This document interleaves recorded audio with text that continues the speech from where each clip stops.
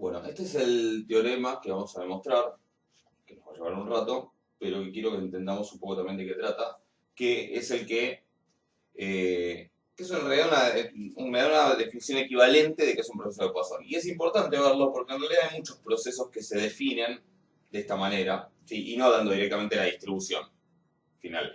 Hay muchos procesos que se definen de esta manera y que después en todo caso uno investiga cuál es la distribución que aparece, ¿sí? Fíjense que en el anterior era como muy directo. El proceso de Poisson es un proceso donde, bueno, XT tiene distribución de Poisson, básicamente. O sea, es como no tenía mucho chiste. Acá es como re críptico. X de T, XT es un proceso estocástico con esto. Se llama un proceso de Poisson. ¿Y por qué de Poisson? Bueno, porque resulta ser que uno a partir de todo esto puede probar que tiene distribución de Poisson, que es la parte más difícil de lo que tenemos que demostrar. En realidad, el teorema dice, si xt es un proceso de Poisson de intensidad lambda mayor a cero, se verifican, es un proceso de Poisson de intensidad lambda mayor a cero, si y solo si se verifican todas estas condiciones. Insisto, es una equivalencia. Lo que vamos a probar es que si es un proceso de Poisson, según la definición que dimos, estas cuatro propiedades se cumplen, esa es como la parte más fácil, pero también vamos a probar que si estas cuatro propiedades se cumplen, eso es suficiente para verificar que se cumplen las otras que eran, digamos, que se cumple la definición que dimos del proceso de Poisson. Por eso acá puse A, B, C y D en vez de 1, 2, 3, 4 para que las podamos distinguir entre estas y las que están en la definición. ¿Sí? ¿Cuáles son esas propiedades? Bueno, la primera es x0 igual a 0. Esa es la misma que antes. ¿Sí? Esa es la que era la 1 en la definición. La otra es que XT tiene incrementos independientes y estacionarios. Bueno, eso que tienen que XT tiene incrementos independientes, ya lo dijimos, es lo mismo que en la definición del proceso de Poisson, y que tiene incrementos estacionarios, vimos que era una consecuencia inmediata de la tercera propiedad o del tercer supuesto, ¿sí? O sea que en realidad ahí, para probar que estas cosas se cumplen, lo único que hay que probar es la parte C y la parte D. Así que vamos a ver que tampoco es muy complicado. La parte C y la parte D, de alguna manera me dicen, bueno, la probabilidad de que xt sea igual a 1 es lambda t más un O de t, ¿sí? Un infinitésimo del orden de t, y la probabilidad de que xt sea mayor o igual a 2 es un infinitésimo del orden de t. Dicho así suena muy críptico. Lo que significa de alguna manera es, bueno, primero, ¿qué significa? Que para valores muy chiquititos de t, ¿sí? La probabilidad de que xt sea igual a 1 es aproximadamente proporcional, y aproximadamente porque por eso está este término, es aproximadamente proporcional a lambda. Lambda me da algo así como, al principio, cuál es la probabilidad, ¿sí? ¿Sí? De que por cada unidad de tiempo,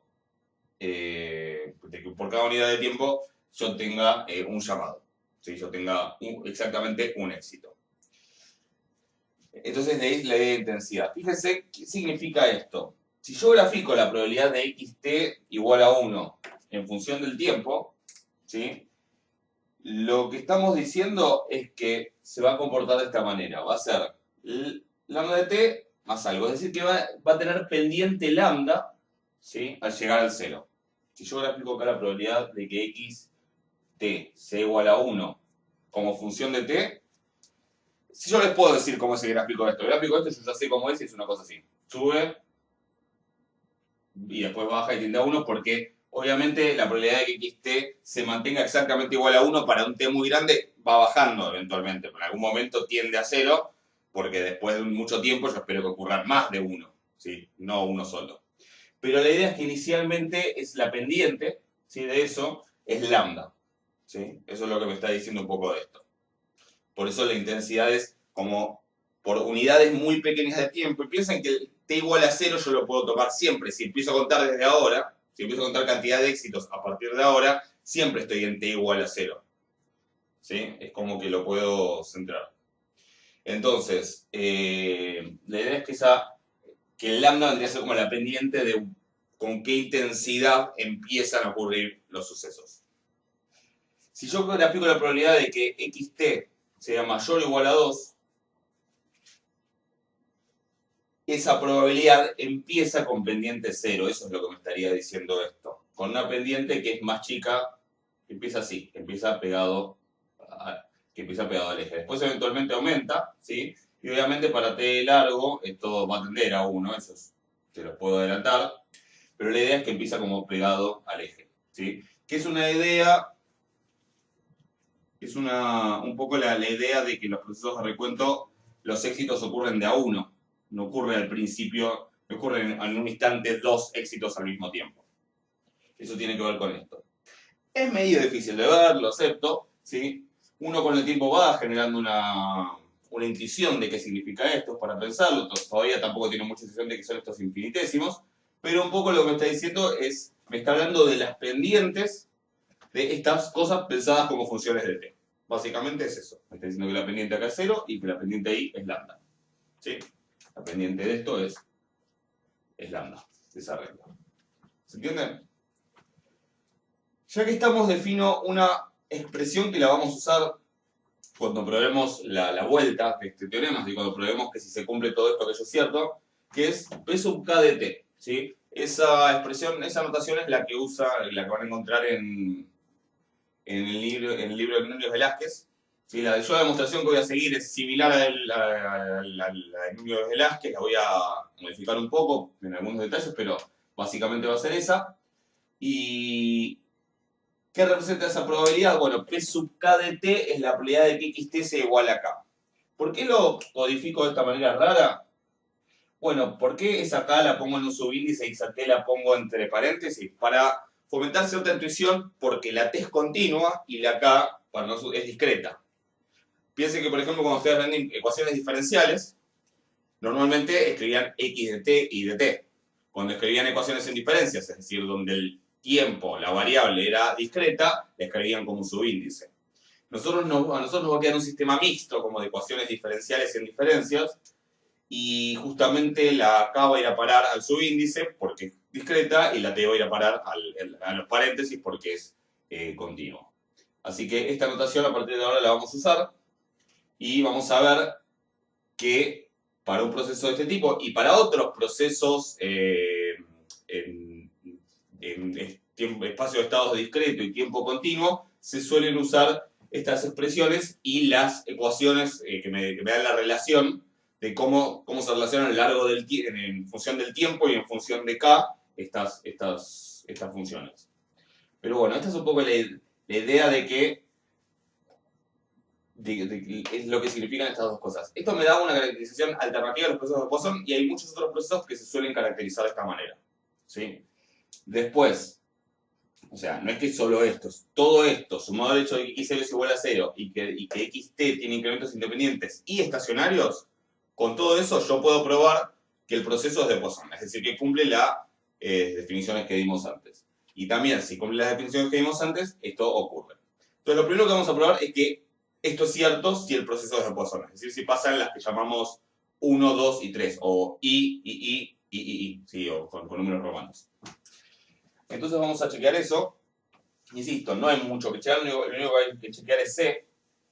La A es la primera de las otras condiciones. B en parte es la condición anterior que dimos, los incrementos independientes. Y lo de los incrementos estacionarios es una consecuencia de C, que es inmediata. Justamente lo que decimos es que la distribución de los incrementos es Poisson con un parámetro que solamente depende de la longitud de los incrementos, ¿sí? La longitud del tiempo. Entonces, vamos a probar C y D. ¿Cómo probamos eso? Bueno, ¿cómo probamos que el C? Vamos a hacer, lo primero que estamos probando es esto. Esto es algo que se suele hacer mucho en las demostraciones. Estoy probando esta implicación, que si es de Poisson se cumple todo esto. C se cumple porque la probabilidad de xt igual a 1 es xt, ¿qué distribución tiene? Poisson de parámetro lambda por t. Entonces, si es Poisson de parámetro lambda por t, la probabilidad de que valga 1 es e a la menos lambda por t por lambda por t elevado a la 1 sobre 1 factorial. Bueno, que hay que chequear que esto es lambda por t más un infinitésimo de orden t, más del orden de t. El lambda por t está acá, ¿sí? Esto es lambda por t, y yo tengo lambda por t por L menos lambda t. Lo que voy a hacer para que me aparezca el lambda t solo y el diferencial orden t, en Núñez Velázquez es un desarrollo de Taylor de e a la menor lambda por t, eso es una posibilidad, si quieren mírenlo, es una manera de hacerlo. La otra es decir, bueno, yo sumo y resto lambda por t. Entonces me queda lambda por t más lambda por t por... Vamos a sacar una factorial de acá que no sirve para nada. Sería esta parte, ¿sí? Sería lambda por t más todo esto y acá saco un factor común lambda por t por e a la menos lambda por t menos 1. ¿Sí? Entonces queremos chequear que esto, lambda por t por e a la menos lambda por t menos 1, es un O de t. ¿Qué significa que sea un O de t? Que si lo divido por t, tiende a 0. O sea, lo que tengo que chequear, lo que queremos ver que lambda por t por e a la menos lambda por t menos 1 sobre t tiende a 0 y es fácil. Tacho las t y es un O de t cuando es un O de t. Todos estos O de t son cuando t tiende a 0. Se entiende que es justamente cuando tiende a 0 lo de adentro. Tacho los t y me queda lambda e a la menos lambda por t. Esto tiende a 1, menos 1 tiende a 0, o sea que esto tiende a 0 cuando t tiende a 0. Es inmediato. No hace falta hacer el desarrollo de Taylor acá, me parece que es medio innecesario. Pero se puede hacer, es una manera de verlo también desde otro punto de vista. Pero ya está. ¿Qué probé? Que esto es un O de t. Probé que si lo divido por t, cuando t tiende a 0, tiende a 0. ¿Estamos de acuerdo? O sea que esta parte ya está probada. Vamos a probar d.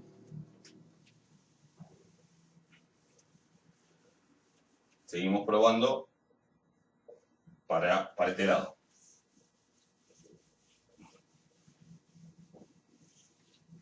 Bueno, quiero probar que la probabilidad de que xt sea mayor o igual a 2 es un O de t. Bueno, tengo que calcular la probabilidad de que xt mayor o igual a 2. ¿Cómo la puedo calcular? Puedo hacer 1 menos la probabilidad de que xt sea 0 menos la probabilidad de que xt sea 1. Y esto es 1 menos la probabilidad de que xt sea 0, de vuelta, xt qué distribución tiene, estamos suponiendo que es un proceso de Poisson de intensidad lambda mayor a 0, o sea que tiene distribución de Poisson con parámetro lambda t. O sea que es e a la menos lambda t por lambda t a la 0, que es 1, sobre 0 factorial, que es 1. Y la probabilidad de que xt sea igual a 1 es e a la menos lambda t por lambda t a la 1, que es lambda t, sobre 1 factorial, que es 1. No me van a escribir todo. ¿Sí? Sería eso. Tengo que probar que esto es un O de t. ¿Sí? Eso es un O de t. ¿Cómo lo hago? Y lo divido por t y veo que tiende. O sea que lo que quiero ver es a qué tiende 1 menos e a la menos lambda t. Quiero ver el límite cuando t tiende a 0 de 1 menos e a la menos lambda t menos lambda t por e a la menos lambda t sobre t. Bueno, eso es una determinación del tipo 0 sobre 0. Chequenlo. ¿Sí? Cuando t tiende a 0, arriba tiende a esto 1, esto tiende a 1, así que 1 menos 1, 0. Esto tiende a 0 por 1, así que 0, y abajo tiende a 0. ¿Qué puedo hacer? L'Hopital, obvio. Y esto entonces es igual al límite cuando t tiende a 0, si es que este límite existe, de la derivada de lo de arriba sobre la derivada de abajo. La derivada de abajo es 1, ¿sí? Así que ni lo escribo. Lo de abajo da 1, la derivada, y lo de arriba da lo que da. O sea que sería el límite de la derivada de lo de arriba. La derivada de lo de arriba es menos e a la menos lambda t por menos lambda, porque estoy derivando respecto de t. Así que me queda lambda por e a la menos lambda t.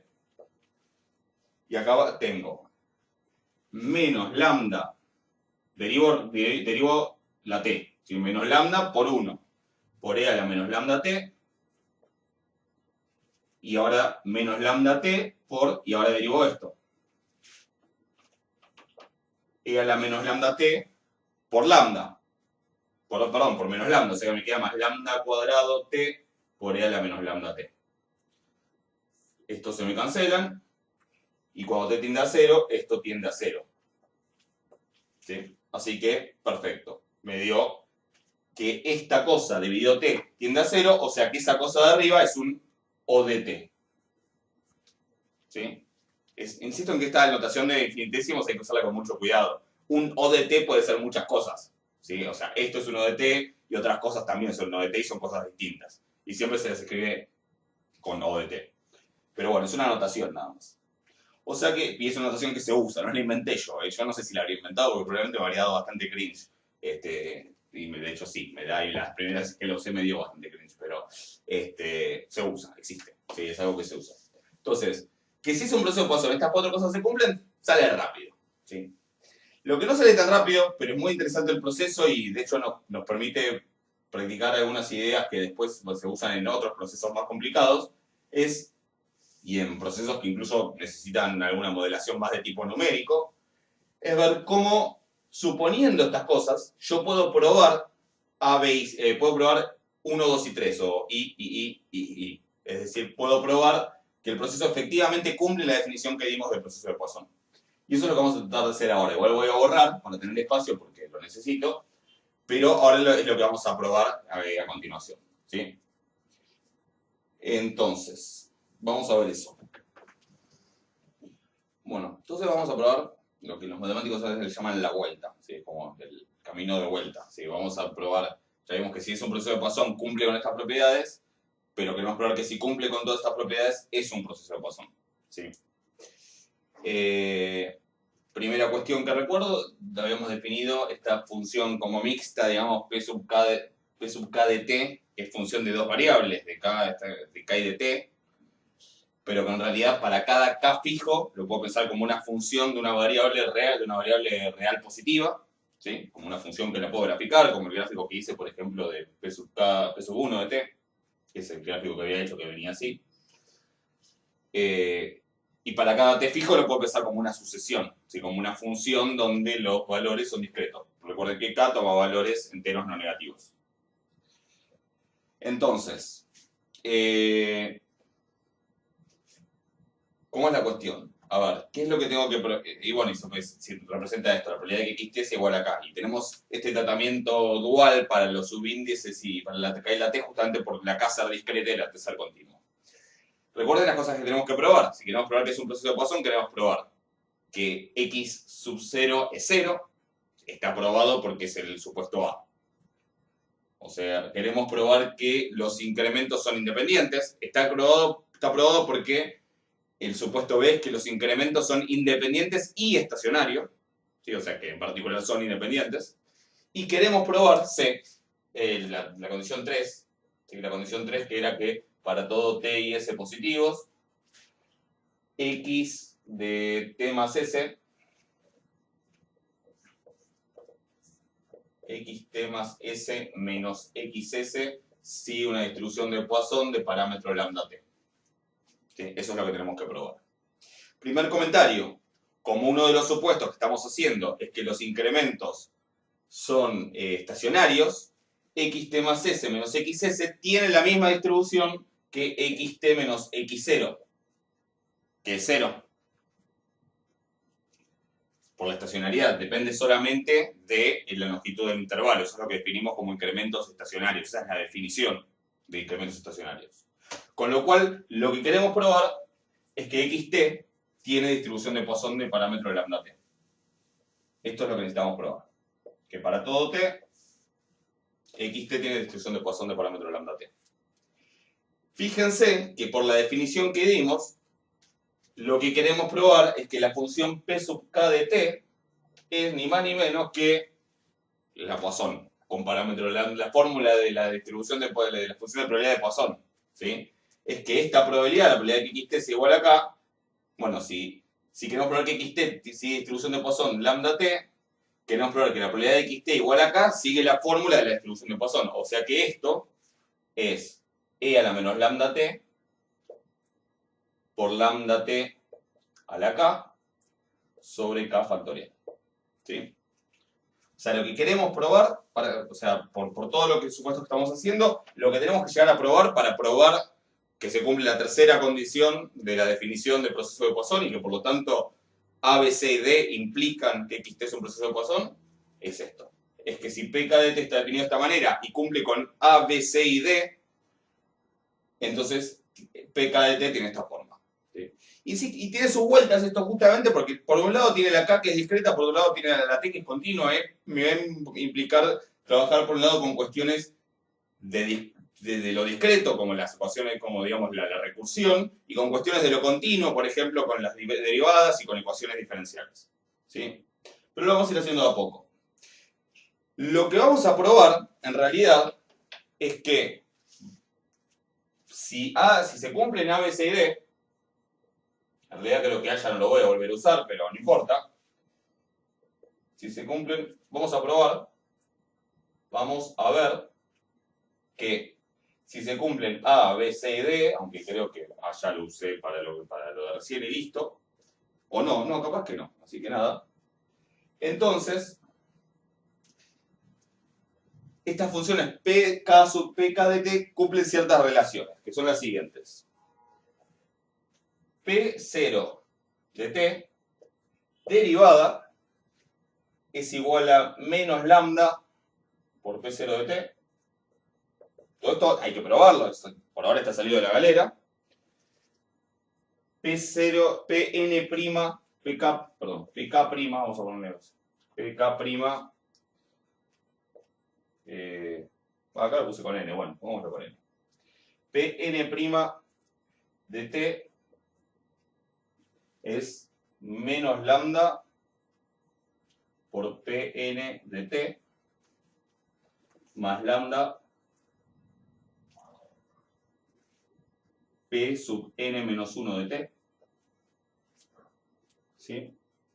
Y además, P sub 0 de 0 es igual a 1. Ahí está, esto es A. Piénsenlo un minuto mientras termino de escribir. Decir P0 de 0 es igual a 1 es A. Chequenlo un minuto. Piénsenlo mientras escribo. Y P sub n de 0 es 0 si n es mayor o igual a 1.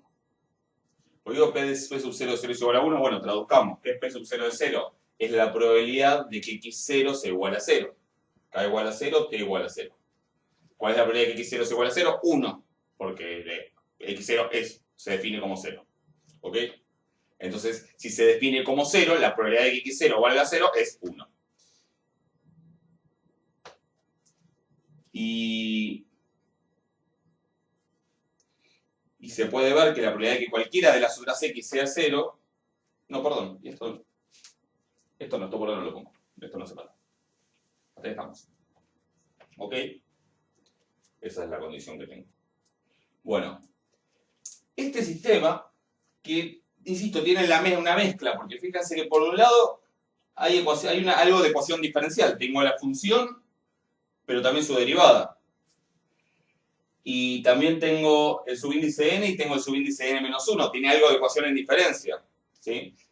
Algunos le llaman sistema de ecuaciones diferenciales y en diferencias. ¿Sí? Un sistema mixto de ecuaciones diferenciales y en diferencias. Y otros le llaman simplemente sistemas serían como infinitas ecuaciones diferenciales. ¿Sí? En realidad. Porque esto vale para cada n mayor o igual a 1. ¿Sí? Pero pueden ver como lo quieren ver. Es un sistema de infinitas ecuaciones diferenciales. O sea, es un sistema de ecuaciones diferenciales, pero de un orden infinito. O es un sistema mixto de ecuaciones diferenciales y en diferencias. ¿Sí? Y lo que vamos a probar es que bajo los supuestos A, B, C y D se cumplen estas cosas con esta condición inicial. Y la cuestión es que uno debería buscar la respuesta, la solución de eso. Entonces, lo primero que yo voy a hacer, para que sea más ordenado, yo no voy a seguir el mismo orden que sigue está en la bibliografía, porque es como que uno se pierde, sino que para que sea más ordenado, lo primero que vamos a ver es que si es cierto que esta función P sub K de T, que me representa esta probabilidad, cumple con estas condiciones, entonces necesariamente P sub K de T es esta función. Y si es esta función, listo, terminé. ¿Ok? Y después vamos a ver los detalles de cómo llego a deducir esto y esto. ¿Estamos de acuerdo? Pero la primera parte va a ser ver que si se cumple este sistema, si se cumplen estas condiciones, entonces necesariamente llego a que P sub K de T es igual a E a la menos lambda T por lambda T a la K sobre K factorial, o sea que se cumple que es un proceso de Poisson. Tratan de no perder el objetivo, porque si no, después va a haber mucha cuenta y siempre que uno tiene muchas cuentas se olvida de qué se trata todo. Y esto es importante conceptualmente, digamos, esto me sirve porque para los procesos de Poisson yo esto lo puedo resolver. Para otros procesos también se puede resolver y me permite buscar la distribución del proceso, me permite encontrar cuál es lo que sería en el fondo la distribución del proceso, el conjunto de funciones de distribución conjuntas finitas. Para ciertos procesos no se puede resolver de forma explícita y lo que se puede hacer es resolver de forma numérica. Entonces, esto de alguna manera, cuando uno tiene estos procesos donde el tiempo es continuo y el espacio de estados es discreto, si las variables del proceso son variables aleatorias discretas, es una de las maneras en la que se representa la dinámica del proceso. En el fondo es eso, es una cuestión de dinámica, ¿sí? De cómo avanza en el tiempo la estructura de probabilidad del proceso. ¿Estamos de acuerdo? En el tiempo avanza y la estructura de probabilidad justamente porque lo que tengo en el fondo es una función de probabilidad. Entonces, una de las maneras de caracterizar la estructura de probabilidad de los procesos en tiempo continuo y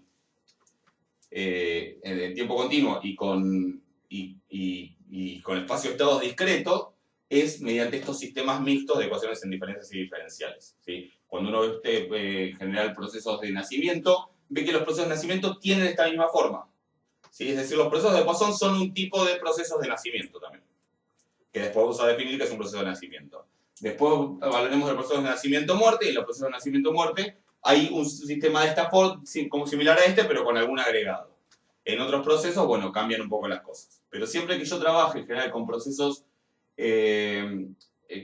discretos en el espacio, continuos en el dominio del tiempo y discretos en el dominio de las variables, la manera de caracterizar suele ser, de caracterizar el proceso suele ser estos tipos de sistemas.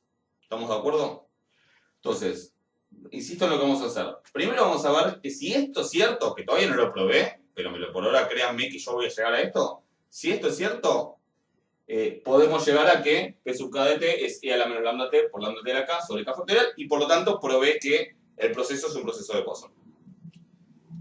Después vamos a chequear, vamos a ver cómo se llega a que estas cosas son ciertas. A ver qué derivar, ¿no? Y si hay que derivar, bueno, vamos a derivar por definición, vamos a usar todo lo que dijimos de los infinitésimos y las propiedades 2, 3 y 4, perdón, C y D, y vamos a llegar. ¿Sí? Pero en principio vamos a tratar de chequear o de dar una idea, no sé si lo voy a hacer completo, porque hay que hacer una inducción y no quiero que escribir. Por ahí les dejo cómo ejerció el procedimiento inductivo, pero van a ver que aparecen, si les voy a dar la idea del procedimiento de cómo llego a resolver esto y llegar acá.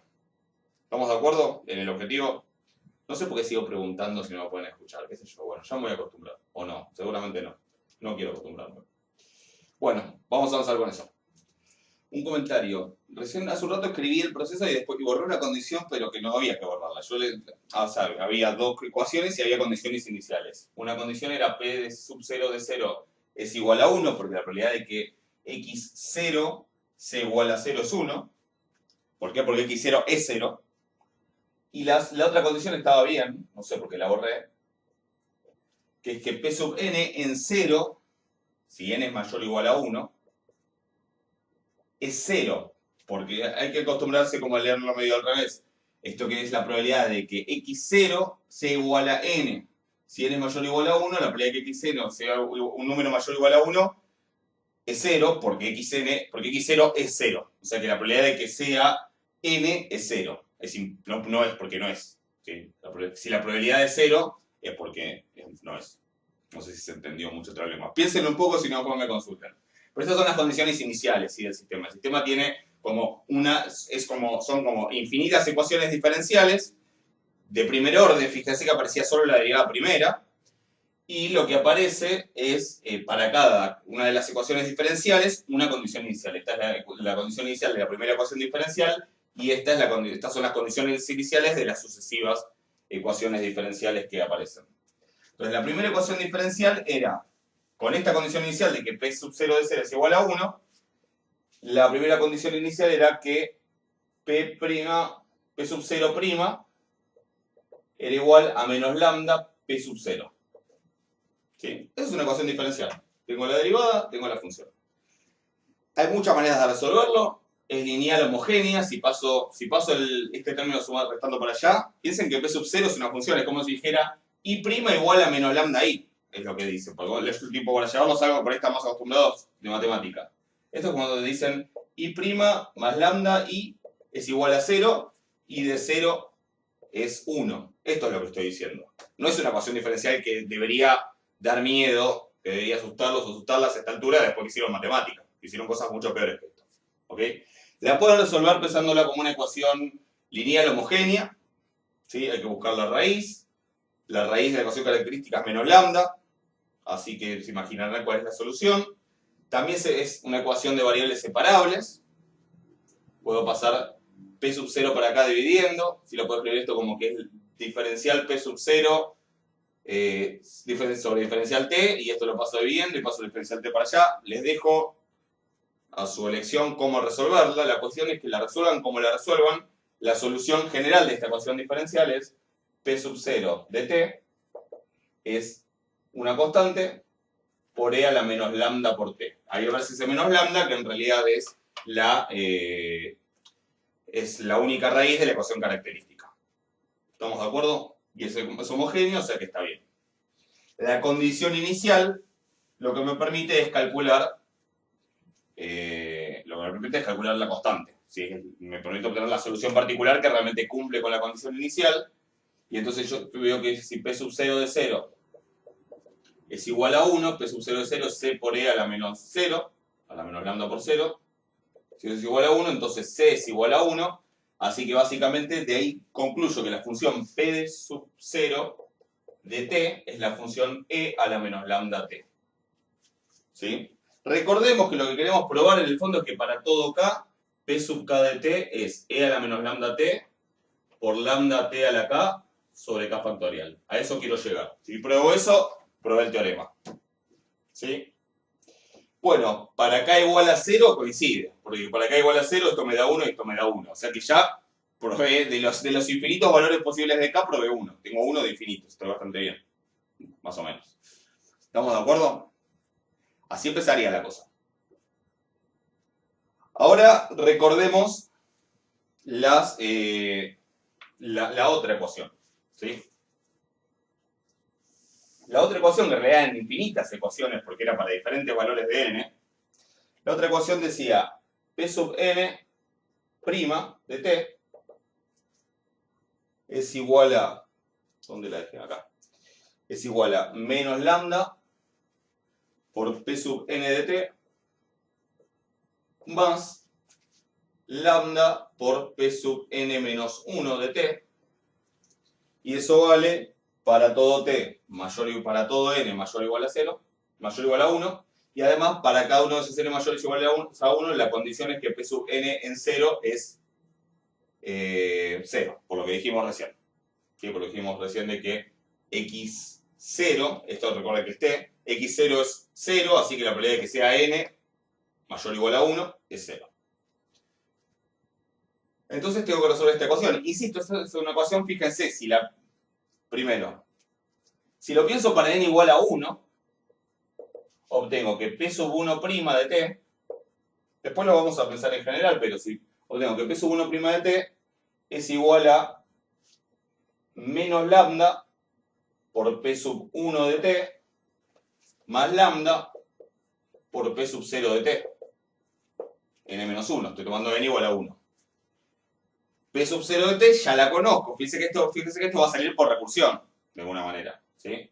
P sub 0 de t ya la conozco.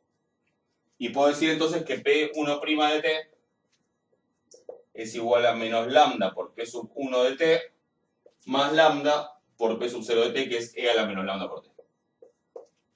¿Ok? ¿Estamos de acuerdo?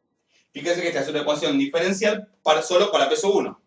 Porque P sub 0 ahora ya la conozco, entonces la puedo insertar ahí. Y entonces tengo una ecuación diferencial que me permite, si la resuelvo, encuentro P sub 1. Les traduzco esta ecuación diferencial. ¿Sí? Si P sub 1 lo llamo I para llevarlos a la notación, que yo sé que parece una bobada lo de la notación, pero, o no, pero justamente, digamos, estamos tan atados y atadas a la notación, y atades, que que cuesta ver las cosas de una manera y cuando se lo ponen con la letra que si la escribieron siempre en matemática, con la que, no sé, se quemaron la cabeza preparando un final, de repente lo ven.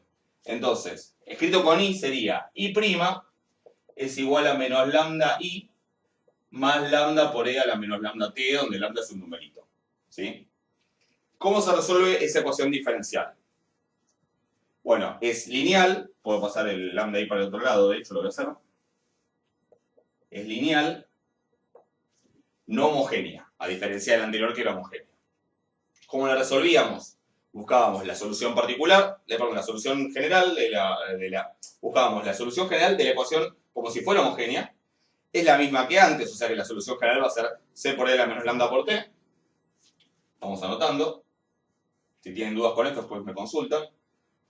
Sería c por e a la menos lambda por t, la de la homogénea. Le pongo ahí para que sea más fácil de pensar. Y después busco la solución complementaria o la solución particular, que sea una que sí cumple con la ecuación, porque esta no cumple con la ecuación, porque no me da lambda por e a la menos lambda t, me va a dar 0 cuando evalúe. Entonces esa complementaria, ¿cómo la propongo? Bueno, como tengo algo por e a la menos lambda t, normalmente propondría, esto es el método que normalmente usa, se usa el método ¿cómo se llama? De coeficientes indeterminados, creo que es. A lo mejor, no sé si alguien habrá visto, también se puede usar el método de variación de las constantes, ¿sí? Que es otro método que se puede usar. Si alguien lo vio, lo puede usar, pero supongo que en matemática vieron el método de coeficientes indeterminados. Y deben haber visto que, bueno, si tengo una constante por e a la menos lambda t, lo que propondría como solución complementaria es algo por e a la menos lambda t. Pero, como justo ese menos lambda era una solución de la ecuación característica y yo ya tengo exactamente esa misma cosa en la ecuación homogénea, lo que termino proponiendo es eso multiplicado por t. Entonces ahora esta va a ser una solución complementaria. ¿Ok? Bueno, hagamos la cuenta. ¿Qué pasa si derivo esa solución complementaria? Para reemplazar allá. Me queda a por e a la menos lambda por t. Y me queda más a por t. A ver, pensemos. Más a por t por la derivada de esto. O sea, menos a por lambda por t por e a la menos lambda por t. Eso es la derivada. Si reemplazo allá me queda a por e a la menos lambda por t menos a por lambda por e a la menos lambda t. Todo eso sería la i'. Después es más lambda por i, o sea, más lambda por esto, más lambda por a por e a la menos lambda por t. Se me van. Y eso tiene que ser igual a lambda por e a la menos t. Estas se cancelan. Y me queda que a es por e a la menos lambda por t es igual a lambda por e a la menos por t. A es igual a lambda. Si a es igual a lambda, la complementaria es lambda por t por e a la menos lambda por t. La solución de la homogénea es, recupero todo, voy a borrar para que lo tenga espacio, ¿sí? No, a ver, lo voy a poner acá abajo.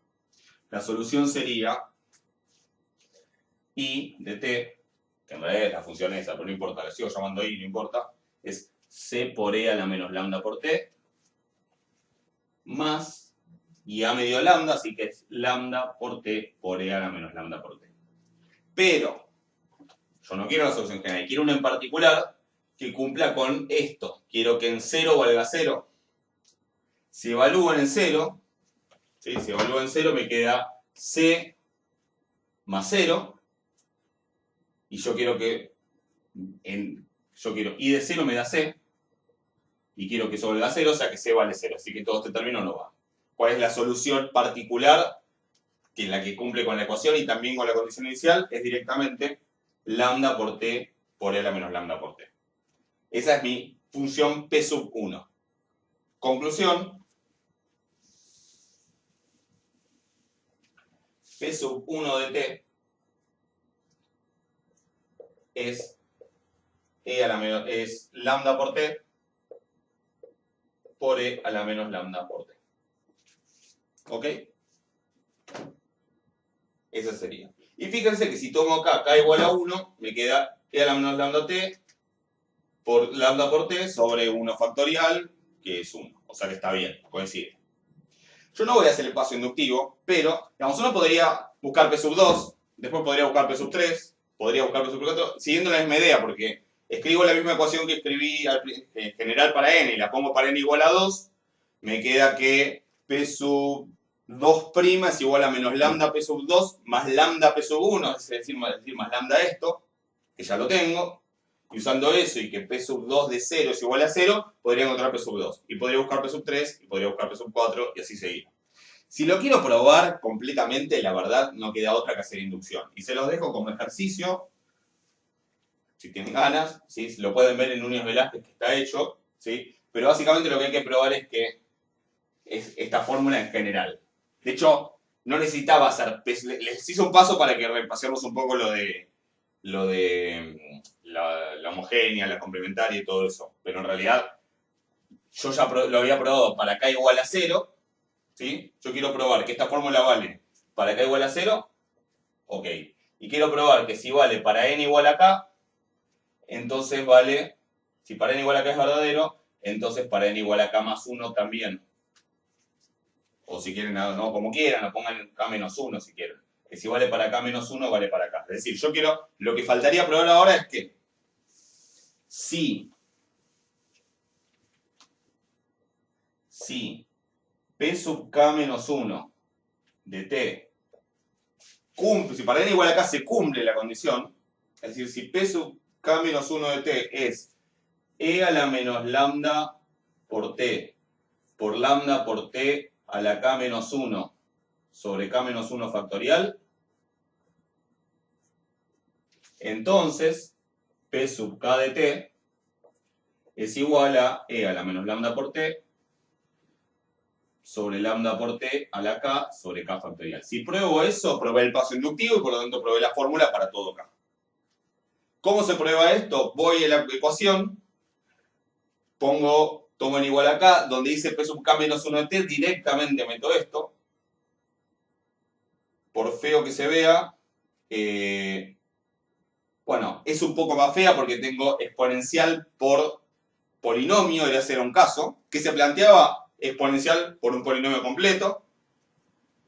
Acá es donde por ahí sería más útil hacer el método de variación de constantes, pero no importa, se puede plantear. Y se resuelve, como menos lambda está en la ecuación característica, que hay que multiplicar por t y subir un grado, y se llega. O sea, si es pesado, sí, es pesado, no tengo ganas de hacerlo, no me parece que vaya a agregar mucho, pero hay un procedimiento mediante el cual yo puedo de acá pasar que, usando que esto es cierto, uso la misma ecuación que usamos antes y la misma condición inicial de antes para llegar a que P sub k de t tiene que ser esto. Conclusión, probé para k igual a 0, probé el paso inductivo, lo probé para todo k. ¿Sí? Les dejo los detalles del paso inductivo, que hay que escribir bastante, pero se puede. ¿Estamos de acuerdo? Una vez que tengo eso, yo apruebo esta fórmula. Y entonces ya estaríamos. Pero no estaríamos nada porque en principio todo ese sistema de ecuaciones, indiferencias y diferenciales, salió de la nada.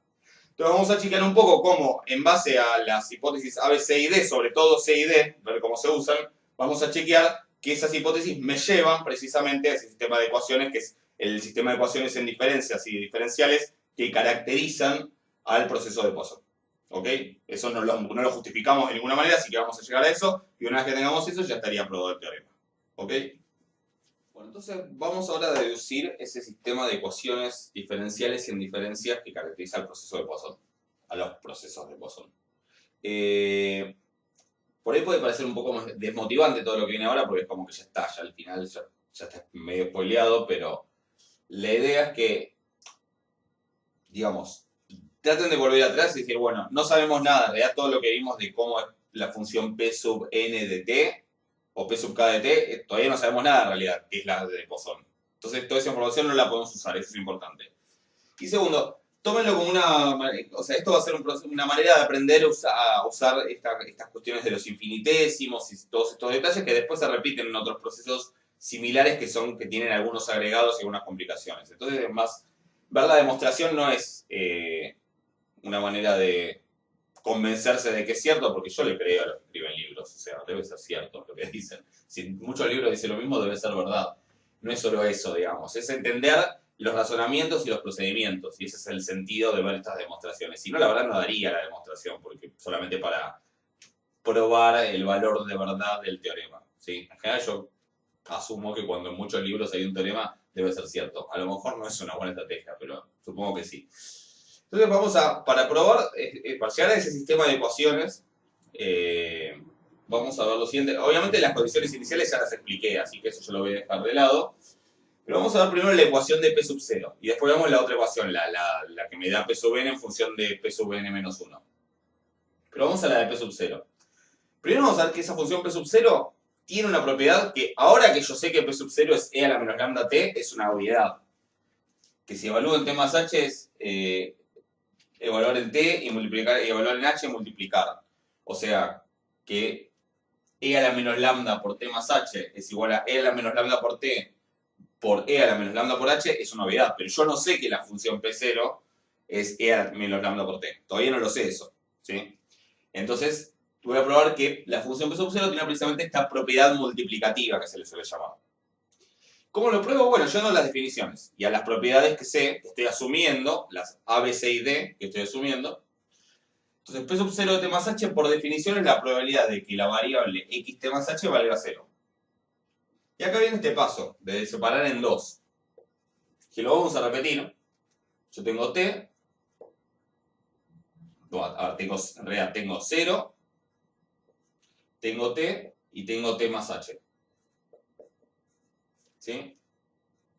T y h positivos. Esto vale. Entonces, ¿qué es lo que estoy pensando? Quiero hablar de que x t más h es igual a 0. Es decir, que hasta t más h, desde el inicio, desde 0, así que en realidad, esto no lo voy a escribir, desde 0, no ocurrió ningún éxito. Si yo corto en t, la probabilidad de que de 0 a t más h no haya ocurrido ningún éxito, la puedo pensar como la probabilidad de que no haya ocurrido ningún éxito entre 0 y t, y que tampoco haya ocurrido ningún éxito entre t y t más h. Eso acá la tengo fácil porque es ningún éxito. Si esto fuera un 3, es más complicado, porque eso sería la probabilidad de que acá no haya ocurrido ninguno y que acá haya ocurrido 3, o que acá haya ocurrido 1 y acá 2, o 2 y 1, o 3 y 0. Es decir, tendría como muchas más posibilidades que evaluar. De hecho, en la otra parte, en la segunda ecuación que queremos probar, vamos a tener que tener en cuenta todas esas posibilidades de alguna manera. Pero vamos de a poco, para cuando cae 0, esto es muy simple, la probabilidad de que de acá a acá haya 0 éxitos es lo mismo que decir la probabilidad de que de acá a acá haya 0 y de acá a acá haya 0. De acá a acá es xt menos x0, pero ya vimos que el x0 lo puedo obviar porque vale 0.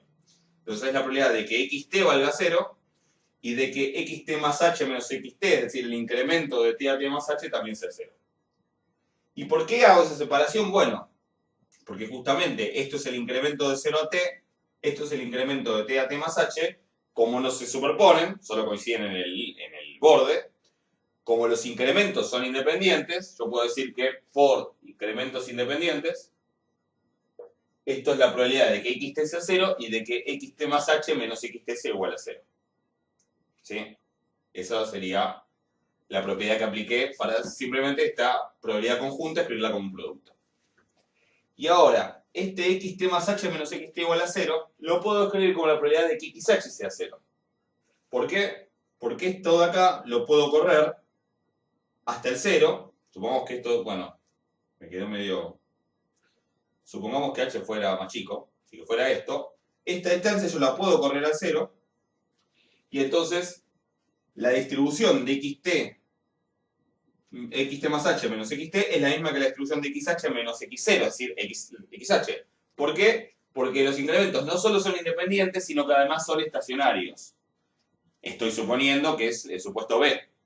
Entonces, por incrementos estacionarios, que es distinto a los incrementos independientes, decir xt más h menos xt igual a 0 es lo mismo que directamente pararme en t igual a 0 y decir xh menos x0 igual a 0. O sea, simplemente xh igual a 0 porque x0 es 0. Lo estoy usando más veces de lo que había pensado del supuesto A. Y bueno, y esto es P0 de t y esto es P0 de h. O sea que la función P0 tiene esta propiedad multiplicativa. P1, P2, P3 no tienen esa propiedad, P0 tiene esta propiedad. P1, P2, P3 tienen otra que, bueno, me va a dar lugar a la segunda ecuación. O a la ecuación genérica que en realidad me da para n igual a 1, 2, etc. O sea que ya probé que P0 de t más h es P0 de t por P0 de h. Entonces vamos a llegar a la segunda ecuación. Y recuerden que la segunda ecuación empezaba diciendo que la derivada era igual a tal cosa. Entonces vamos a tratar de calcular la derivada usando un poco esto. ¿Cómo calculo la derivada en t? Bueno, definición. Obviamente en esta instancia no me queda otra que ir a la definición. La derivada va a ser el límite cuando h tiende a 0. Por eso el t más h, ahora por ahí se entiende, porque metí estas letras en vez de t y s que veníamos usando. Es la derivada, el límite cuando h tiende a 0 de p en t más h menos p en t sobre h. ¿Sí? Esa sería la cuenta que quiero hacer. Ahora, p en t más h es p en t, perdón, es p en c, p sub 0 en la función. Es el límite cuando h tiende a 0 y p sub 0 de t más h es p sub 0 de t por p sub 0 de h. Con lo cual, acá puedo poner eso, p sub 0 de t por p sub 0 de h, y además sacar un factor común, p sub 0 de t. ¿Ok? Y lo que me queda es, p sub 0 de h, y insisto, esto es p sub 0 de t por p sub 0 de h. Entonces saco el factor común p sub 0 de t, me queda p sub 0 de h menos 1 sobre h. ¿Ok? Y ahora es donde tengo que ver cómo calculo este límite. Entonces tengo que pensar quién es p sub 0 de h. P sub 0 de h es la probabilidad de que x sub h sea igual a 0. Definición de la función p sub k de t. ¿Sí? ¿Cuál es la probabilidad de que xh sea igual a 0? Bueno, ¿qué es lo que alguien me podría decir? Bueno, voy a la Poisson. No, quiero probar que es una Poisson. ¿Ok? ¿Qué es lo único que sé? Lo único que sé es A, B, C y D. Sé que x0 es 0, no me sirve acá porque estoy hablando de xh, no de x0. Sé que los incrementos son independientes y estacionarios, no parece tener mucho que ver con nada, ya lo sé igual. Sé que la probabilidad, recordemos, sé que la probabilidad de que xt sea igual a 1 es lambda t más un o de t. Y sé que la probabilidad de que xt sea mayor o igual a 2 es lambda es un o de t. Eso es lo que sé. ¿Ok? Entonces fíjense que yo sé la probabilidad de xt igual a 1. Obviamente donde dice t puedo poner h, eso seguro. Va a ser un lambda por h más o de h. Y si quieren pongamos h. En todos los t pongo h, eso no molesta. Esto es un o de h, es lambda por h más un o de h y esto es un o de h. Fíjense que es la probabilidad de que xh sea 1 y la probabilidad de que xh sea 2, 3, 4, 5, 6 o cualquier otra cosa. La única que no tengo es la del 0. Pero bueno, no es un problema, porque si la única que no tengo es la del 0, la puedo sacar por diferencia, por complemento. La probabilidad de que xh sea 0 es 1 menos la de que sea 1 menos la de que sea 2 o más. No hace falta, creo que ni que escriba que es esa probabilidad, pero básicamente es 1 menos esto menos esto. Lo voy a escribir para aclarar una cosa. Me arrepiento todo el tiempo. Pero es 1 menos la probabilidad de que xh sea 1 menos la probabilidad de que xh sea mayor o igual a 2. Porque están incluidos todos salvo el 0, entonces hago el complemento y ya está. Entonces, ¿qué tengo que hacer? Lambda h más oh menos oh. Alguien podría decir resto, así que da lambda h. No. OH menos OH no es 0, por bizarro que parezca, y por eso insisto que hay que hacerse amigo de este tipo de notación, porque tiene sus vueltas. Siempre que haya un OH, olvídense de que dejan de funcionar todas las reglas de la aritmética. ¿Sí? OH menos OH no es 0. Si quieren sería como O1 y O2. Son dos OH distintos. ¿Qué es OH menos OH? Es un OH. ¿Sí? Es algo que si lo divido por h tiende a 0, y esto es otra cosa que si lo divido por h tiende a 0, con lo cual si la resto y divido por h también tiende a 0. O sea que al restar 2 OH me queda otro OH. Si no les gusta la notación, no sé qué decirles porque realmente se usa, no es que es un mambo mío. Pero bueno, si los resto, Podrían ponerles O1 y O2 si quieren, y bueno, y funciona. Pero básicamente la resta de estas dos cosas es un OH. Piensen en algo que tiende a 0 cuando H tiende a 0, otra cosa distinta, y van a ver, cuando lo restan, también tiende a 0. Entonces es otra cosa que cuando H tiende a 0 es un infinitésimo. Entonces es otro OH. ¿Sí? Entonces cuando resto estas dos cosas, me queda lambda H más algún OH que es uno distinto. Esto es una expresión que tiende a 0, esto es una expresión que tiende a 0, y la resta de esas dos cosas es otra expresión que tiende a 0. Es también un OH. Entonces, ¿qué pasa cuando pongo esto acá? Ah, perdón, y me faltó el 1. Y me faltaron varias cosas. No, esto de la resta la hice. Igual, de hecho, no tengo que restarlos, tengo que sumarlos. Porque sería 1 menos, si quieren, es 1 menos la suma. Está bien, cuando lo sumo es lo mismo, vale igual, es 1H. Lambda por H más 1H más otro OH, la suma es 1H. Es otro OH diferente. ¿Sí? Entonces, esto da lambda H más OH, o sea que en realidad da 1 menos lambda H por 1H. Cuando eso lo meto acá, básicamente lo que termina pasando es que se me va el 1 cuando resto. Piensa que yo estoy calculando P sub 0 en H. Le resto el 1 se cancela. Me queda menos lambda H por un OH. Vamos a copiarlo. Vamos a ver, está claro que si acá el resto 1, el 1 se va. Me queda menos lambda H más un OH. ¿Y a qué tiende esto? Bueno, menos lambda H sobre H es menos lambda. Y 1H sobre H, por definición, es algo que cuando H tiende a 0, tiende a 0, del límite de a 0. Esa es la definición de qué es un O de H. Entonces, menos lambda H sobre H tiende a menos lambda, O de H sobre H tiende a 0, por definición de infinitésimo, y entonces me queda menos lambda esta expresión. Conclusión que me da ese límite, me da menos lambda por P sub 0 de t.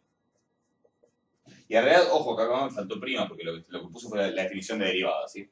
O sea que lo que llego ahí es a que la derivada de P sub 0 en t es igual a menos lambda por P sub 0 en t. Esa es la primera ecuación.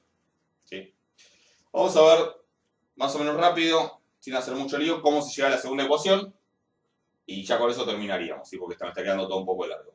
Pero esta sería un poco la idea. Bueno, vamos a ver entonces ahora la segunda ecuación, la que habla de la derivada, la ecuación en la que, sí, la que empieza con la derivada de P sub n de t, que era P sub n de t, con la copia sí la tenemos a ponerlo muy chiquitito. P sub n' de t es igual a menos lambda por P sub n de t más lambda por P sub n menos 1 de t. Esa era la ecuación en la que queríamos llegar, y esto valía para n mayor o igual a 1. ¿Ok?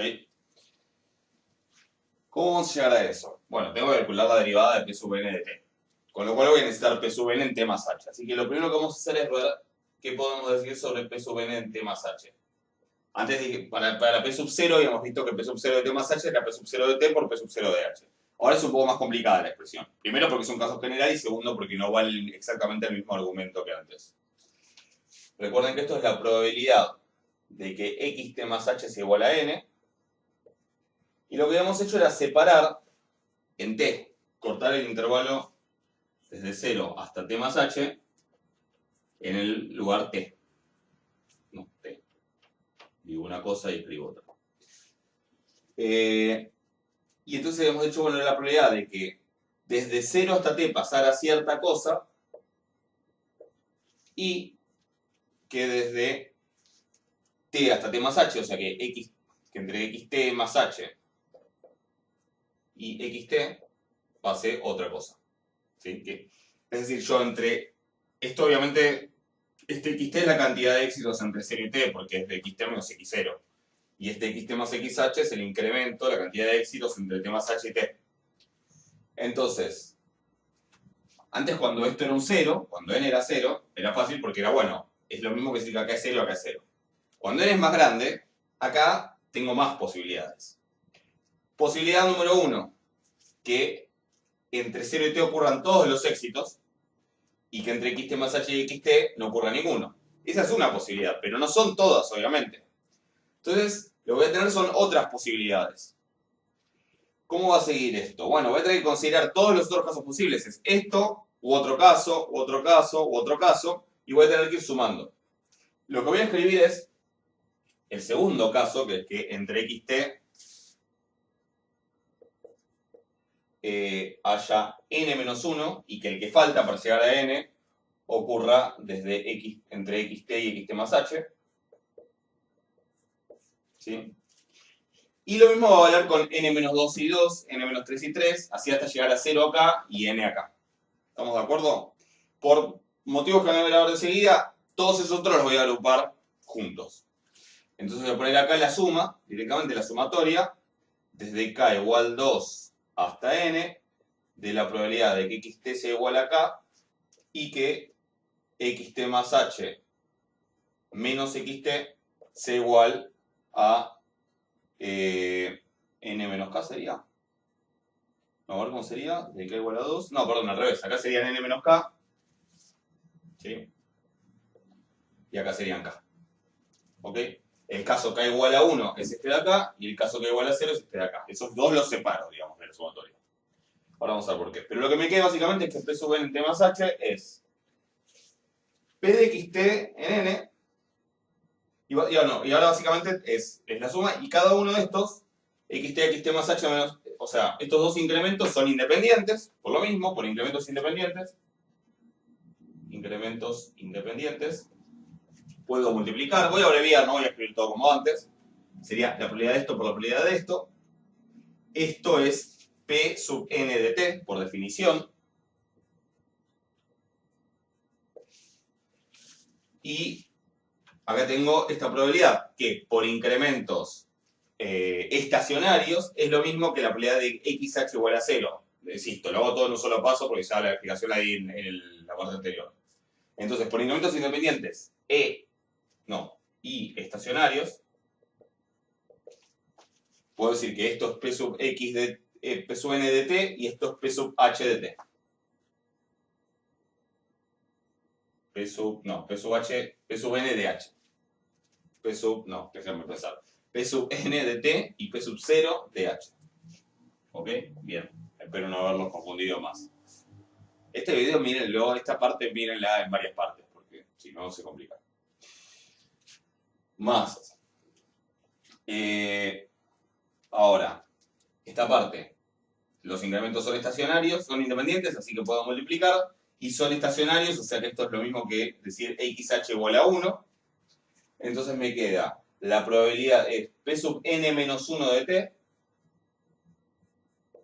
por P sub, acá iría xh directamente, o sea que P sub 1 de h. Y acá me queda una suma, desde k igual 2 hasta n, de P sub n menos k de t por, y de vuelta por incrementos independientes, por un lado es la multiplicación y por incrementos estacionarios suplando por h, P sub k de h. ¿Ok? Eso sería lo que me queda hasta ahí. P sub k de h. Donde k es un número mayor o igual a 2. Entonces, detalles. Este P sub 0 de h ya hicimos la cuenta hoy. ¿Cuánto era? Este P sub 0 de h era 1 menos lambda por t más un O de h. ¿Sí? No sé si se llega a ver ahí. Sí, se llega. Esa cuenta la habíamos hecho antes, o sea que no la repito. P sub 1 de h es la probabilidad de que xh sea igual a 1. Eso lo habíamos escrito, vuelvan si quieren un cachito atrás, y eso era lambda h por 1 de h. Por un O de h. Y para k mayor o igual a 2, ¿sí? Esto es la probabilidad de que xh sea igual a k, pero si k es 2 o más, en realidad, toda la suma, piensen que en realidad, o sea, toda la suma es un O de h, pero cada uno de estos también es un O de h, ¿sí? Cada uno de estos es un O de h, ¿sí? Y entonces, básicamente, cuando yo ahora armo la derivada, fíjense lo que va a pasar. Si quieren, después piensen, escríbanlo con detalle, yo lo voy a ya para no quiero perder mucho tiempo más. Pero cuando yo armo la derivada de P sub n' en t, que es esto, lo que quiero llegar, es el límite cuando h tiende a 0 de p sub n de t más h menos p sub n de t sobre h. Entonces, fíjense que p sub n de t más h es toda esta expresión de acá. El primer término, cuando resto p sub n de t, de acá, me va a aparecer, con límite cuando h tiende a 0, de. Por un lado voy a hacer esto, que este término le voy a restar el p sub n de t. Y con el dividido h me va a quedar p sub n de t por p0 de h menos 1, porque es este p sub n de t, lo saqué de factor común, sobre h. ¿Sí? Esto es igual a lo de antes prácticamente. Este es el que ya vimos que, como p sub 0 de h es 1 menos lambda t más 1 de h, esto tiende a 1. No, esto tendía a menos lambda. ¿Sí? Es la misma cuenta que hicimos antes.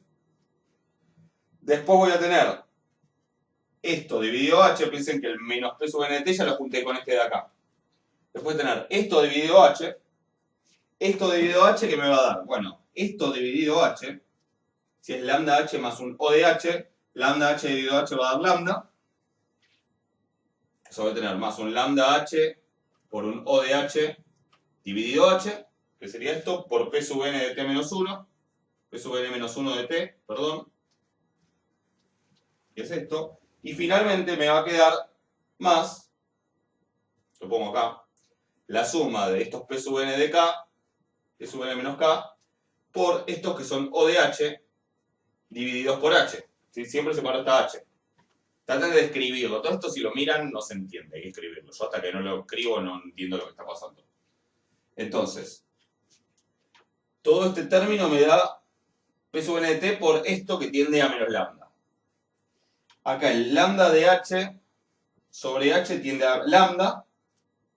Y el o de h sobre h tiende a 0, así que todo esto tiende a lambda por p sub n menos 1 de t. Entonces tengo menos lambda por p sub n de t. Más lambda, que es todo esto, por p sub n menos 1 de t, más una suma de cosas por cosas que tienden a 0, porque uno de h sobre h, cuando se tiende a 0, por definición tiende a 0.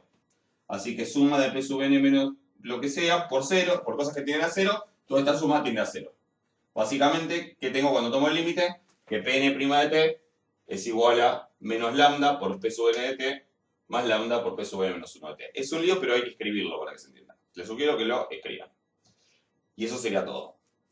Una vez que tengo esto, y con la ecuación original y con las condiciones iniciales, que insisto, surgen también de A, básicamente, de que de que x0 es igual a 0, entonces P0 de P sub 0 de 0 es 1 y P sub n de 0 es 0 para n mayor o igual a 1. Tengo todo el sistema de ecuaciones del cual se puede deducir por inducción que se cumple, digamos, que la definición que la distribución de los incrementos es de Poisson. Es un montón de cuentas, un montón de matemática, pero es algo que es la manera en la que se trabaja cuando uno tiene el tiempo continuo y el espacio digamos, de las variables discreto. Y bueno, aparecen este tipo de sistemas mixtos de ecuaciones sin diferencias y diferenciales que después se replican cuando uno ve procesos de nacimiento, muerte, etc. ¿Sí? Así que con eso estaríamos, por lo que hace hoy. Después vamos a pasar a ver esos otros procesos y ver algunas propiedades más del proceso de Poisson en la próxima clase, pero hasta ahí estaríamos con esta clase. ¿Sí? Así que bueno, espero que estén bien. Cuídense, nos vemos.